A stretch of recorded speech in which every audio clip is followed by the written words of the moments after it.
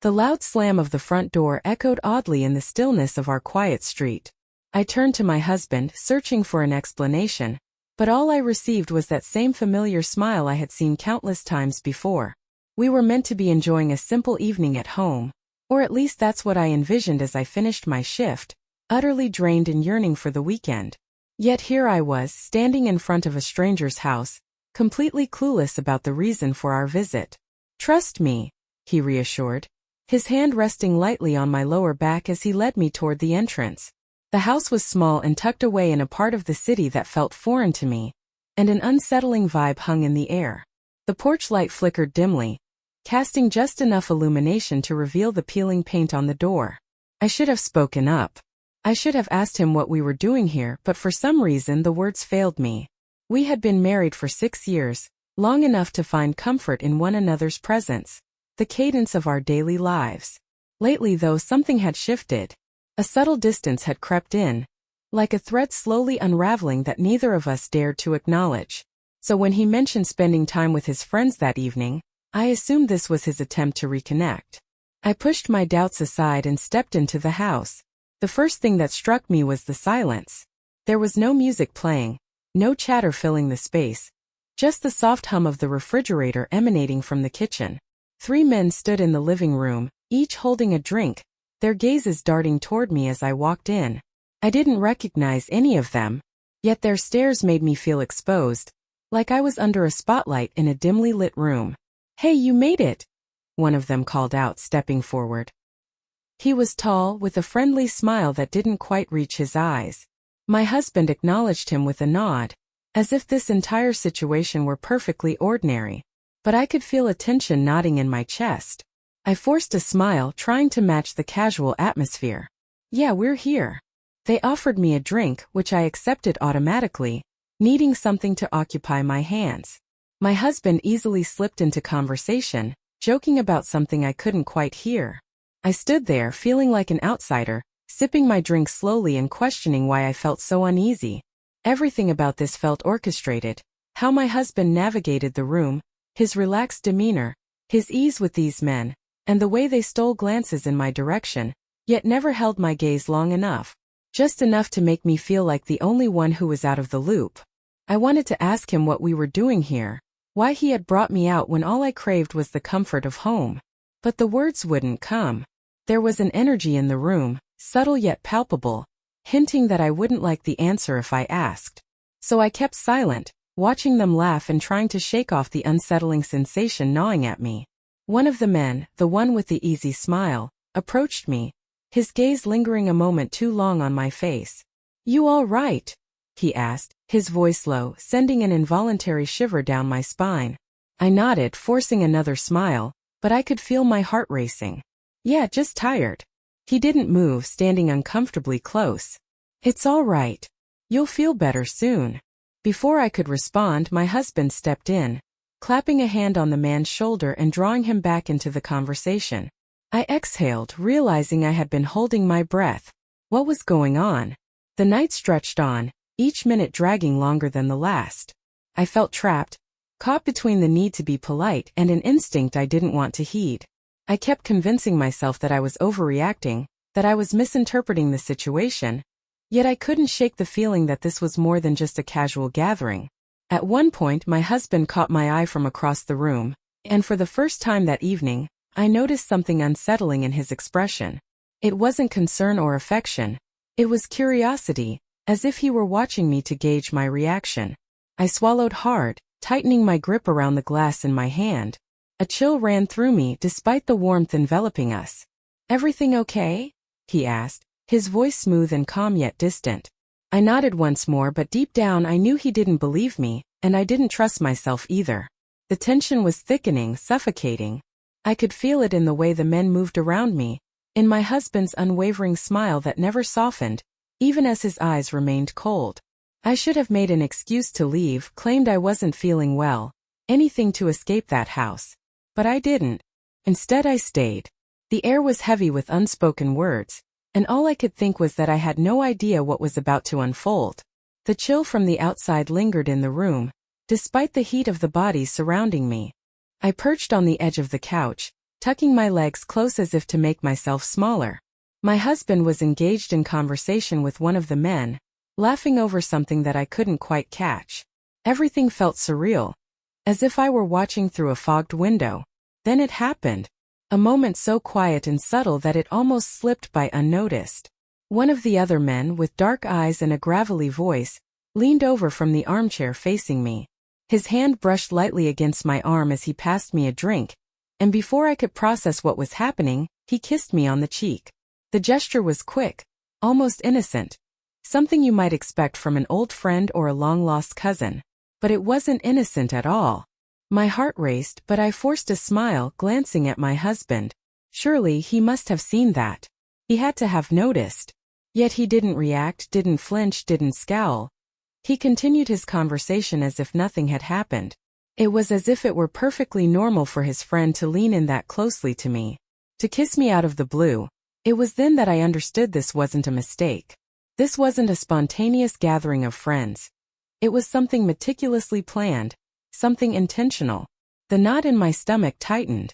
I needed to say something to make it clear that this was unacceptable, that I felt uncomfortable. Yet the words stuck in my throat like thick syrup. I scanned the room looking for an ally, someone who could recognize how wrong this all felt. But the other men appeared oblivious, or worse, they were complicit. I placed my drink down on the table untouched, my hands trembling. The man who had kissed me wore a slow, sly smile, his dark eyes glinting in the dim light. There was something about him, a way he carried himself, that sent chills down my spine. I couldn't tell if he was pushing boundaries or simply enjoying the game. Either way, I refused to participate. I stood up, needing to move, to do something that reminded me I still had control. I made my way across the room toward the narrow hallway that led to the kitchen. My breaths were shallow, and I could feel my pulse pounding in my temples. I just needed a moment, a split second to collect my thoughts and understand what on earth was happening. As I stepped into the kitchen, I heard footsteps trailing behind me. I turned, half expecting my husband, but instead it was the man from the armchair, the one who had kissed me. He leaned casually against the doorframe, arms crossed over his chest, watching me intently. "You okay?" he asked, his voice low, nearly a whisper. I nodded, but it felt dishonest. "Yeah, just needed some air." He took a step closer, moving slowly, deliberately. "It's just a kiss. No big deal." My stomach twisted. There was something unnerving in his tone, something that felt premeditated. I forced myself to maintain eye contact, even though every instinct screamed at me to look away, to flee. "I don't think that's appropriate," I managed, my voice slightly trembling. His smile widened, but it lacked warmth. "You didn't seem to mind." Before I could respond, he closed the distance between us, enough for me to feel his presence and his breath on my skin. My heart raced, but I remained rooted to the spot, paralyzed by a mix of fear and confusion. I wanted to shove him away, to call out for my husband to intervene, but my body refused to move. Deep down, I questioned whether my husband would even care. That realization hit me harder than anything else. He had witnessed the kiss, the way his friend was now standing far too close. And yet he hadn't lifted a finger to stop it. He hadn't uttered a word. He hadn't even glanced my way. Was this what he wanted? Was this part of his plan? I took a shaky breath, stepping back just enough to break his gaze. I needed to think, to unravel what was truly unfolding here. I couldn't confront him, not yet. Not when I didn't understand the rules of this game. The man held my gaze for a moment longer before, without a word, he turned and sauntered back into the living room, leaving me alone in the kitchen, my heart racing in my chest. I leaned against the counter, gripping the edge tightly, trying to steady myself. What was happening? How had I ended up in this house, surrounded by unfamiliar faces in a situation I didn't comprehend? I replayed the moment my husband had suggested coming here. He had seemed so casual about it, so confident I would agree, and I hadn't questioned it. I hadn't pushed back. I had placed my trust in him. But now I was filled with doubt. I pushed myself off the counter, wiping my clammy palms on my jeans. I couldn't remain in the kitchen indefinitely. I needed to face whatever awaited me.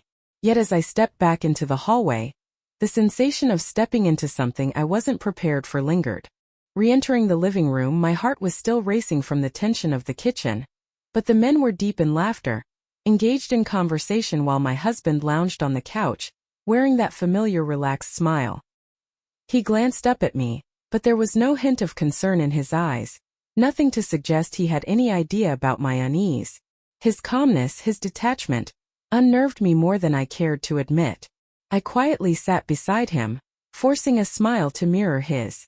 I didn't want to create a scene, not now, not when I didn't even know what I would say. The night dragged on, and I concentrated on keeping the conversation light, avoiding eye contact with the man who had cornered me in the kitchen.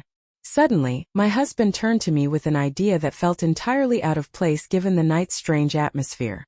"Hey, how about we go to the water park tomorrow?" he suggested casually, as if it were the most natural thing in the world. "A water park?" I echoed, my surprise evident. It was freezing outside, hardly the season for water slides and wave pools. And why would he propose something so ordinary after everything that had just transpired? "Yeah, I think it would be fun. All of us," he added, gesturing to his 3 friends. "We haven't had a day out together in a while. I think it'd be good for us." I hesitated, the idea feeling absurd after what had just happened. My mind was still reeling from the tension in the house, and now he wanted to act as if nothing had occurred.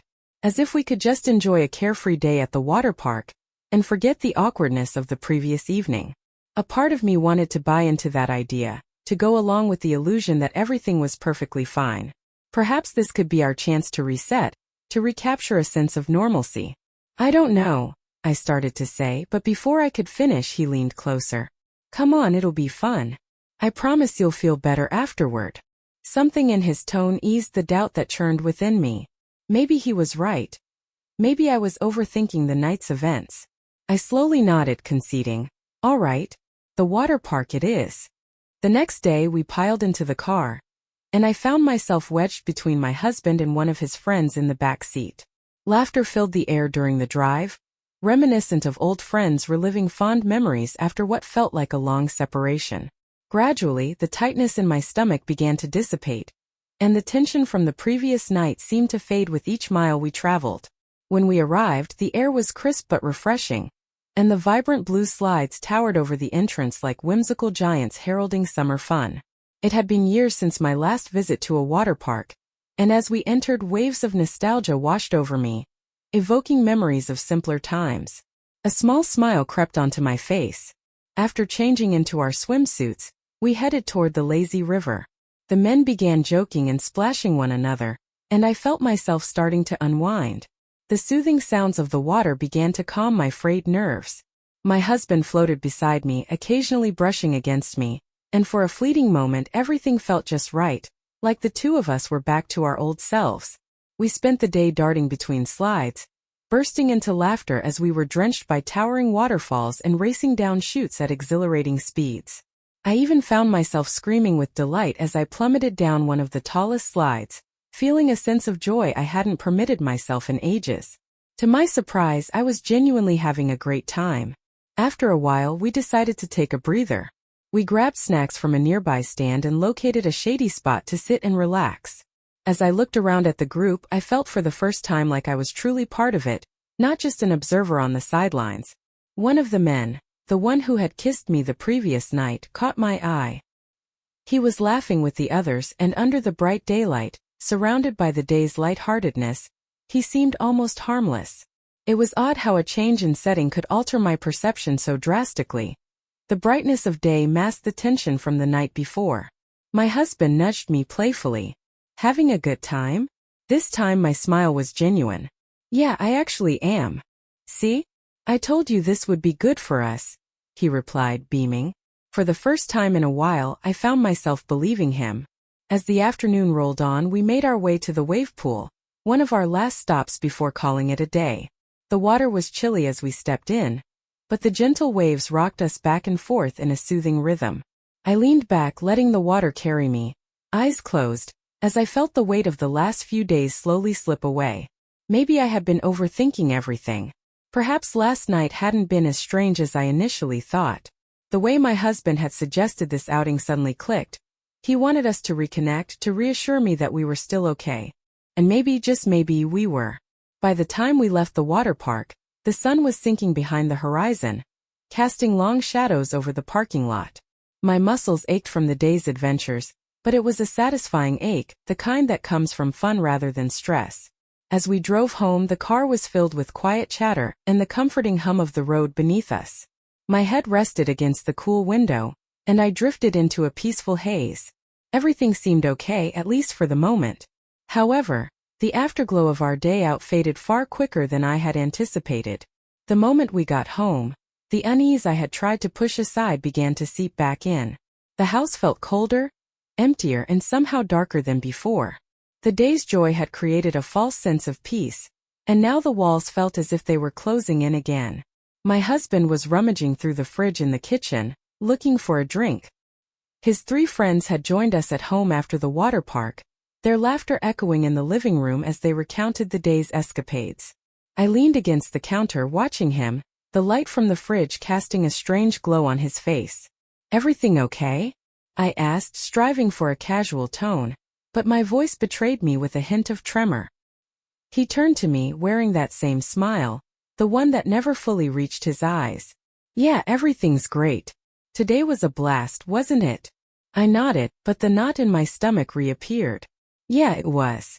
That sense of calm I had felt earlier was gone, replaced by a heavier, darker feeling. I could sense it thickening in the air with every passing second. The camaraderie from earlier had evaporated, leaving behind the same tension I had felt the night before. Now, with everyone back in the house, it felt even more intense. As if sensing my turmoil, my husband reached across the counter and took my hand in his. His touch was warm and comforting, but it didn't ease the tightness in my chest. Nerves twisted uncomfortably inside me. "Why don't we all just take a break? Maybe watch something?" he suggested, his voice soft yet tinged with an unsettling edge. "Sure," I replied, though I didn't really want to be surrounded by people anymore. I yearned to escape to the bedroom, to shut the door, and be alone with my thoughts. Still, I followed him into the living room, sinking onto the couch between him and one of his friends. The television flickered on, casting a dim light as it displayed some mindless show that barely held my attention. Instead, I found myself watching the men, noting the furtive glances they exchanged and how their conversation dipped to low murmurs. My husband leaned back, seemingly lost in his own thoughts, his arm draped casually over my shoulder. What should have been a comforting gesture felt more like a prison. The man sitting closest to me, the one who had kissed me in the kitchen the previous night, shifted in my direction. I could sense the warmth radiating from him, even though he wasn't touching me, and my pulse raced. His proximity unsettled me more than ever.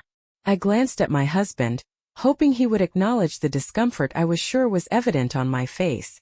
But he didn't. His attention remained glued to the screen, a faint smile lingering on his lips. Suddenly, the man leaned in closer, his breath warm against my ear. "You had a good time today, didn't you?" he whispered, sending chills coursing down my spine. I forced a smile and nodded slightly, trying to maintain some semblance of peace. "Yeah, it was fun."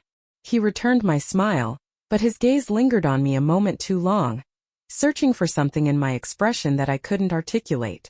Unable to hold his stare any longer, I redirected my attention to the TV, hoping that would signal the end of whatever game he was playing. But then I felt it. His hand brushed against my leg, lingering just a beat too long. Panic surged through me, and before I could react, I caught my husband glancing over. He had to have seen it. Yet, once again, he remained silent, his expression unchanged, his body relaxed as if nothing was amiss. But everything was far from okay. I shifted slightly, trying to create distance between myself and the man, but the sense of impending chaos only grew stronger. The room felt increasingly claustrophobic, the air thick and suffocating. I struggled to breathe, unsure of what was happening, but instinctively knowing that I didn't like it. I needed to escape. "I'm just going to grab some water," I mumbled, standing abruptly. No one tried to stop me as I made my way back to the kitchen, my mind racing. I leaned against the counter, taking deep, shaky breaths to calm the storm inside me. The sounds of laughter and quiet chatter from the living room drifted through the walls, but I couldn't concentrate on it. All I could think about was my husband's expression, the way he had done nothing, as if all of this were perfectly normal. Was this what he truly wanted? Had he been hinting at something all along? I gripped the edge of the counter, my knuckles turning pale. This wasn't right, none of it felt right. But I felt powerless to stop it. I didn't know how to confront him or his friends without feeling like I was the one making a mountain out of a molehill. Perhaps I had been too passive, allowing all of this to unfold without asserting myself, without establishing the boundaries that should have been clear from the start. Just then, the sound of footsteps pulled me from my spiraling thoughts. I turned to see my husband standing in the doorway. His eyes held a softness that seemed distant, as if he sensed my discomfort but didn't know how to address it. "You okay?" he asked, his voice low. I longed to tell him everything, the man's inappropriate touch, the way I felt like I was losing control of my surroundings. But when I opened my mouth, no words came. All I could manage was, "I'm fine." He approached me gently, placing his hands on my shoulders. "We're all just having a good time. You're overthinking it." His attempt at reassurance only made me feel smaller, more uncertain. I forced a nod, trying to convince myself. "Yeah, maybe." He smiled again, leaning down to kiss my forehead. "Come back to the living room when you're ready. You'll feel better." As he walked away, I stood alone in the dim kitchen, grappling with the mess everything had become. I questioned my ability to trust him, and even more so, I questioned myself. Watching him disappear into the hallway, I felt a sinking dread settle in.